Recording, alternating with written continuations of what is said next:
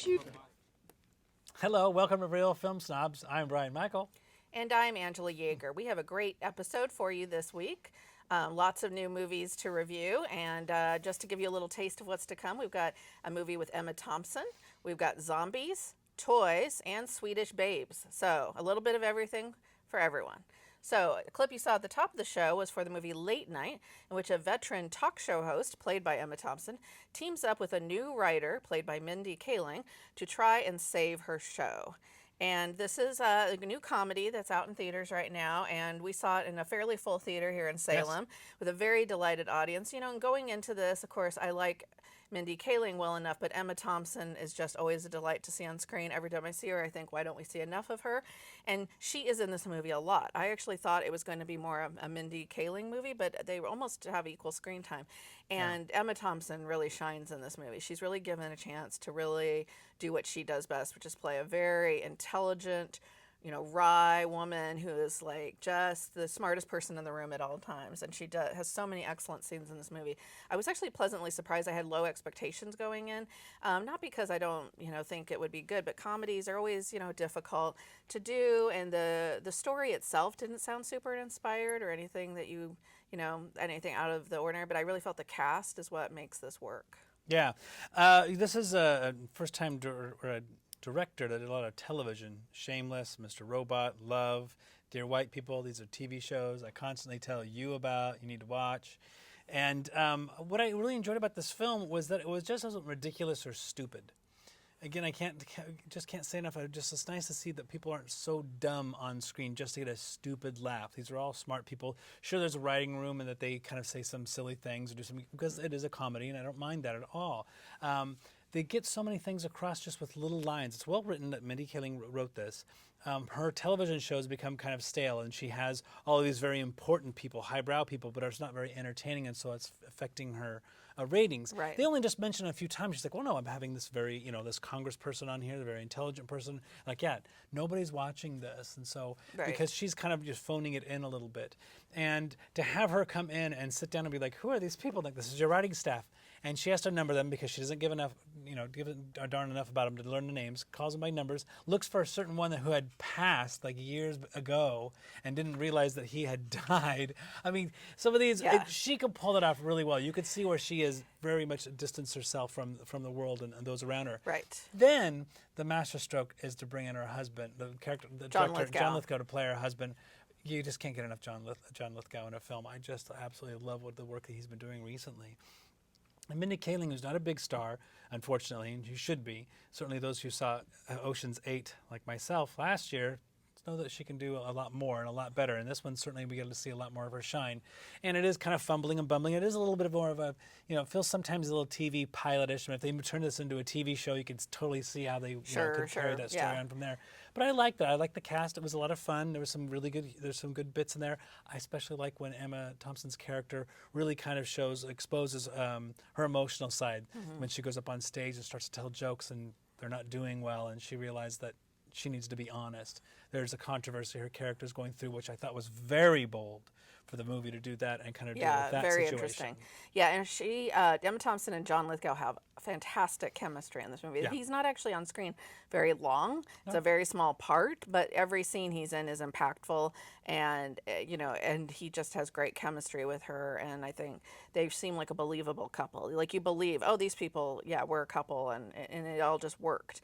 And I think that's what makes the movie work. Because you're right, it feels, the story itself, like I said, and the look of it could be very much a TV. There's nothing particularly visually amazing about the movie, but I feel like the writing and the acting elevates it. So, and I laughed a lot more than I thought I would. I was worried this would be one of those ones that the trailer would be the only funny scenes, because there were quite a few funny scenes in the trailer, and you and I turned to each other and said, please be good, which is what we always say when we see a good comedy trailer, please be good.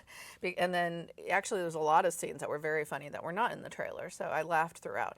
I was a little disappointed by the ending, which I won't give away. The very, very last coda, I just thought it was not needed, and I was a little disappointed by that. Yeah. Oh, and we get to see Amy Ryan for about 2 or 3 seconds. I know, talk about another person that's never used enough in movies. Yeah, and but they give her a couple terrific scenes. Yes, though. and she does such a great job with them again, and she really kind of small comes part, in. But bring in really a powerhouse establishes herself. actor. It's pretty impressive. Yeah, so how many stars for you? I like 3 stars. I'm giving it 3.5. Yeah. Oh, wow.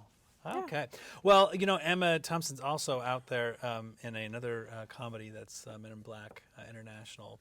But comedies We're aren't not doing reviewing that one. Yeah, comedies aren't doing so good right now, which is unfortunate. But you got to look for those. Booksmart was already been out this year, which we absolutely loved. And Long Shot, which is already at the second run theaters here in Salem at least, and so another really good comedy. And so it's not that they're not making good comedies. Yeah. For some reason, people aren't going to them. People are kind of going to the event movies, I think, and kind of doing with the comedies at home, which I just because then you hear about, and Netflix will talk about how Adam Sandler's new movie. So I'm like, I don't want to hear anything about it. I immediately rated it thumbs down. I don't want to hear about it. I don't want to watch it. I'm not going to look at it. I'm not going to care.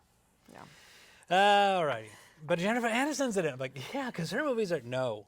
Yeah, the two of them together would be no. Yeah. What I do is you search Adam Sandler movies, you go through all of them and just vote no, and they stop suggesting them to me except for the new one. So that was nice.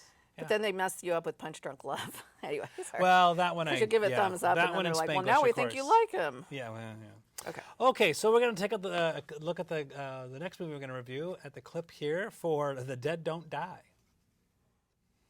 Okay, so that was the clip from Jim Jarmusch's new film, The Dead Don't Die. And actually, I was kind of surprised by how many of his films in the past I've actually liked. I actually liked Broken Flower, the Only Lovers Left Alive. There you go. And, Gimme Danger, I forgot about that, the documentary he made. Oh, yeah, I didn't know you saw that. About the Stooges. I did enjoy that movie. And, yeah, that's it. His other films, I have not been too impressed because it's just people standing around talking, and they just look like they want to be doing something else. So when you speak of atrophy and brain dead, we have his newest film, which is The Dead Don't Die. And this is a small town that's being taken over by zombies, where you have an amazing cast, an Altman-type cast. Sadly, this is a Love Boat-type movie. We have Bill Murray and Adam Driver, who will play the sheriff, play policemen in this town. And they literally drive around making dry, witty comments, which sounds amazing because it's Bill Murray and it's Adam Driver. I really enjoy both of these guys, and it is not funny. Too late in the film, then we get Tilda Swinton, who plays the mortician in town, which, okay, that's fine. She does some Ziggy Stardust type makeup on people, and then we find out that she has some superpowers, which was kind of fun, but it was a little too late. In my opinion. But we also had Chloe Sevigny. Chloe Sevigny. Yeah. And then Steve Buscemi, which I would almost say if you're a diehard Steve Buscemi fan, it's worth just wait till it comes out on YouTube and watch the clips that he's in it. And then you have Selena Gomez and Rosie Perez, who plays, get this, Posey Reyes. That's the kind of fun humor that you're going to find in this movie. I was so bored. I was so bored in this film that when they broke the fourth wall, and with Bill Murray, you think that would be a win. I predicted it. I was like, oh no! I was like, because they wrote it in the script, and that was. I know. I heard you saying. I know. I heard you saying the lines along with the movie. You did actually predict a lot of the lines, so good job. You could have written this screenplay.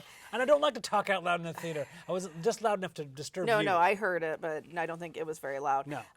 So yeah, it's interesting. I like Jarmusch's films better than you do overall. Patterson, which I don't think you saw with Adam Driver, was actually one of his best films. Only Lovers Left Alive, I loved. Ghost Dog: Way of the Samurai is amazing film, amazing, with Forrest Whitaker. So he's made some great films, and then he's made some dogs, and this one unfortunately is in the dog category.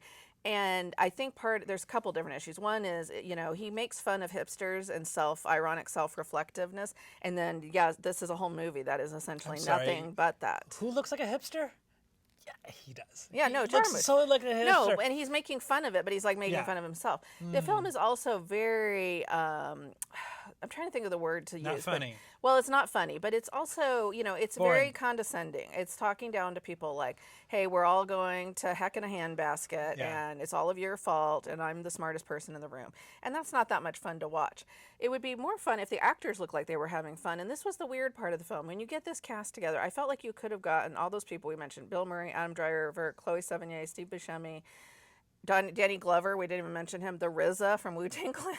I mean, everybody is in this movie. You could just put them in a room and have them film them having a conversation, and it would have been more entertaining than this movie, I think. However, I had a great time watching it, not because of the movie, because I was sitting next to Brian Michael, who has dragged me to endless amounts of superhero movies where I was so bored out of my skull, I was thinking of anything I could be doing rather than being in that movie. And I got to watch him experience that very same feeling as he sat next to me groaning in agony and checking his watch watch and rolling his eyes and sighing. And so we left the theater. Our friend Chris said to me, I think you enjoyed it the most of any of us. I kept hearing you laugh. I said, oh, no, that wasn't the movie. I was just enjoying Brian's torment. Check the records and see how many 3-star reviews you've given superhero movies, Angela. But, For Watchmen alone, I feel like it was worth it. So. I just seemed like, what was the direction you gave your actors? Be bored. No, do it slower. Say every line in a deadpan. And just make it boring. And we only have the budget for one song. And can I say this? Tom Waits, can you give up acting? Can we stop now? He's been in every Jarmusch film just about. Can we stop now? We need to stop now. He's not that bad of an actor. He's just not. Is he that good? Well, he's just playing Tom Waits in every movie. Oof. Because he was also in the Coen Brothers. It gets a bit much. Yeah, well, yeah. And then he had no lines. He had no dialogue in that movie, thank God. But, this one I just don't see... and you brought nothing new to the genre. Oh, look, the dead want to have their coffee. They want to be on their phone. I'm like, yeah, we've seen that, and we've seen it done better. We've seen the capitalism twist on this. Okay, so what is that you're bringing? I mentioned that to my husband when I came home. I'm like, we've already seen the zombies as capitalists. Yeah. Romero did it better. Couldn't you have spoofed it somehow? Or there's a million other things you could have done. What an amazing cast. Now, how the zombies were caused, I thought that was interesting. And I was like, oh, okay, that was an interesting idea. And I can see where you're getting that from. So that was kind of cool. If they'd built that out into an actual story, it might have gone somewhere. But there isn't much story here, no. And as far as zombie movies go, there's not a lot going on. So the next Adam Driver movie we look forward to is the Star Wars. Well, you can look forward to that. Why do we waste his talent? Why do we waste his talent? He needs a paycheck. But you really need to see Patterson because he's quite good in that. I know. And it's way Brian better Knoll than kept saying it was his favorite film of the year. Yeah, it's but not when that I high see for these me, movies, why would I want to see his other films? Well, he's very half and half director. Have you ever seen Ghost Dog, Way of the Samurai with Forrest Whitaker? No, and you know why? Because I've seen Dead Man. It's got all this classic hip hop music in it. You would like it. Down by Law. It's Forrest Whitaker. Stranger Than Paradise. Oh my God, it was so. Which some people say is a classic, but the acting. Yes, two people sit and have a conversation. It's called My Dinner with Andre. That was a fantastic and fascinating conversation. I couldn't tell you what they talked about in Stranger Than Paradise because I was so bored. I was plotting someone's death. My own. I was just thinking how to gouge out my eyes and pluck out my ears. Maybe that was the point of The Dead Don't Die. It's making you relate to the zombies. And my favorite comment of the movie was, oh, Iggy Pop doesn't look any different. Angela. That was me. He looks the same as the zombies. He doesn't real. No, he didn't look that much. So well, the other zombies, some of them were famous people, but I didn't recognize that. But as soon as he popped up out of the ground, I was like, that's Iggy Pop. He looks exactly the same. He doesn't wear a shirt even in death. Yeah. No. Okay. So we're going to move on to, hey, Toy Story 4. This is a big, huge summer blockbuster buried in our show. So let's take a look at the clip for that. Okay, so that's a clip from Toy Story 4. The sequel no one really wants. We do want them, but we don't want them because we just don't want Toy Story to be screwed up. You don't want what to happen to Star Wars because of the prequels and all these other movies to ruin the original ones. We loved Toy Story. We loved Toy Story 2. We were surprised by Toy Story 3 and thought, hey, you got away with something. Stop. Please stop. Then they're making Toy Story 4, and I think they've done it again. I absolutely loved this film. It's great. Yeah. It is how they were. Okay, so we've seen the other ones. I'll explain you what this one is about. Them now finding where Woody is with the new family, but he's he's being discarded. He's been put aside, and he's not very popular. He gets his first dust bunny, which they wanted to call Tumbleweed, which is really funny. Yes, and so sad, and so they end up, departing themselves from the family, and they go on an adventure. And I don't want to give too much away, but I'm sure plenty of people have seen what's going on there. There is a new character, a couple new characters. There's a new character in there. Bo Peep, who had been in a previous one, had now been given away, and they kind of run across into her again. And I thought, okay, well, that's interesting. And then Bo Peep, they make into this absolutely amazing character that I absolutely loved this film. And yes, at the end of the film, Angela looked over and I was totally welled up with tears because these movies get me every single time. And then I laughed at him. And then she looked with a big smirk on your face. I was like, Brian's crying at Toy Story again. So yeah, so they go off on this adventure. They get separated from everybody because they now have a new character named Forky, who at first was really annoying and then became very endearing because she creates a new toy and then it gets life. I don't know how that happens, but just don't think about it. It's like Frozen. She creates life. No, don't think about that because Disney doesn't want to upset the Christians. So And with Forky, then Forky is lost, and of course, because he wants to be trash, because that's what he is, which is really, really funny. And he goes off into a antique store, and we find the new villain, and it's this baby doll from the 50s who actually... Gabby, who I really like because she is not just evil. Those ventriloquist dolls that she has are, and they terrify everybody. But Gabby was a sympathetic character. I, of course, felt really bad for her again. They've kind of done that somewhat before. A villain with motive. But a good motive, But they kind of did that really before sad. with the Care Bear guy in the third one. But this one, I felt bad for her. Yeah, she had a really good backstory. She had a plan. Yeah. She needed it, and she needed the voice box out of Woody. Yeah, and they added a lot of movie. new characters, which I think really helped because there was very little Buzz Lightyear in this one, which I'm fine with because that's my only criticism is I love Buzz Lightyear. Tim Allen, he can go. Yeah, but so, he's great in this role. Keegan and Peele are playing the new characters of Ducky and Bunny, and they're hilarious because it's Keegan and Peele. So who doesn't want to hear more of them? They're and then so good too. Duke Kaboom. Duke Kaboom, played by Keanu Reeves, really funny. You recognize his voice right away, but he's hilarious.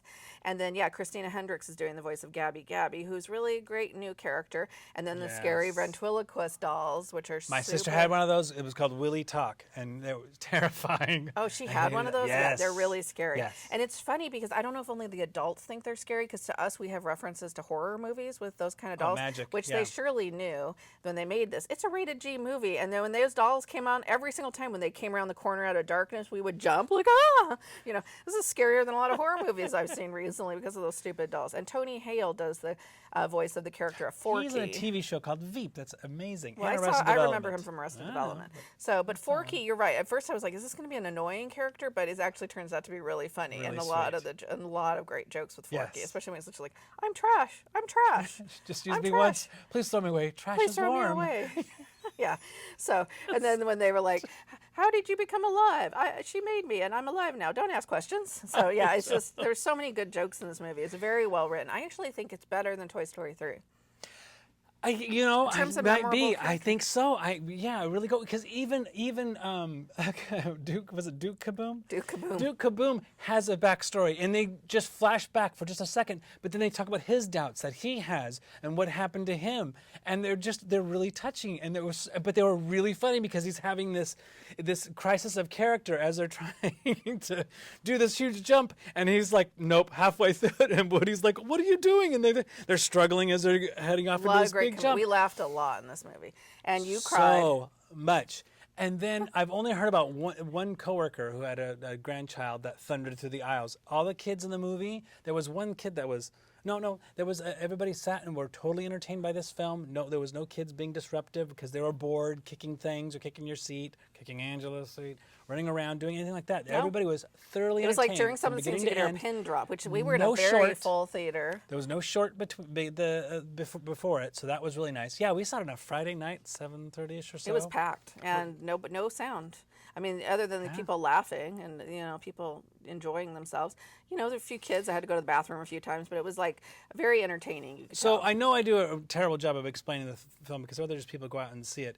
But and I won't certainly talk about what happens at the ending. But I will just say that it was really impressive how daring they were, because I thought for surely maybe that they would never ever do this certain thing, and sure as heck they do it, and it doesn't feel forced, it doesn't feel contrived, and it just ripped my heart out. It just was so beautiful and so incredibly well done.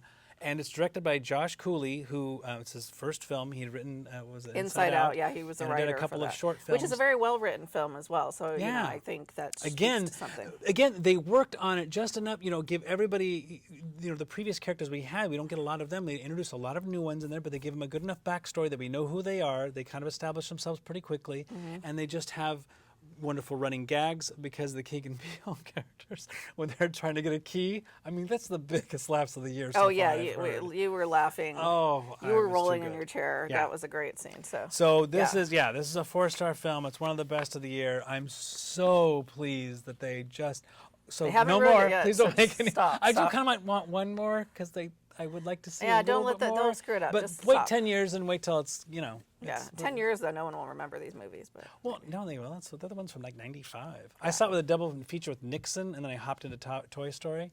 It was a weird day. You're admitting on screen. I know that was like, that wasn't. I was a kid, and it was like 5 hours of movies. Okay, so we're moving on to our next movie. Whoa, this is a huge shift now to our buried treasures. These are movies that are almost impossible to find, so we challenge you to try to find them wherever you may. And these are films, buried treasures, the reason we're trying to find these is they're on critics' lists. So this one is on the Siskel and Ebert list, Correct. and we've been trying to find this for a long time. It's Adalen 31, and it's based on true events, and it involves the story of a small town where the workers go on strike while the beautiful Swedish women romp around. I don't remember them romping around as much. Maybe because that doesn't always attract my attention, but I don't remember. Yeah, there would have been that too bad there wasn't any Swedish men romping, unless you count striking. But they weren't really even romping when they were striking. No, so maybe we could watch them in the coal or anything like that. No, nothing like that. Well, they weren't those no kind sweating. of. They weren't miners. They were workers. So they were dock Yeah, workers. no miners. No. So anyway, Oh, was it? They were dock workers.